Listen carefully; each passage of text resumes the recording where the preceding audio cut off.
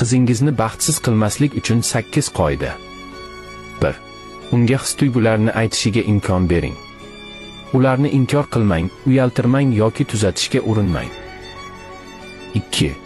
Onasini yaxshi ko'ring. Sizning munosabatingiz uning hayotida ayolga qanday munosabatda bo'lish kerakligi haqidagi tasavvurni shakllantiradi. 3. Qiz uchun otaning ahamiyatini hech qachon kam baholamang. 4. Har doim unga "sen yetarlisan" deb ayting. U o'zini yetarli emasdek his qilishiga sabab bo'luvchi dunyoga qarshi kurashadi. 5.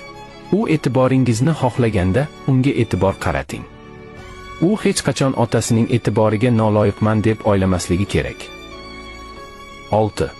Uning qalbiga yo'l toping. Uning qiziqishlariga qiziqing, savollar bering va gapirganda diqqat bilan tinglang. 7. Hissiyotlar tilida gapirishni o'rganing. Qizingiz xafa bo'lsa, mantiqiy gaplaringiz hech narsani hal qilolmaydi.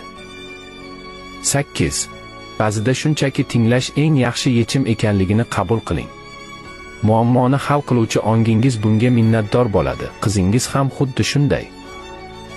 Muvaffaqiyat sirlarining vazifasi insonlarni ilhomlantirish va ularning hayotini yaxshilash. Maqsadga yetishimizda biz bilan birga bo'ling.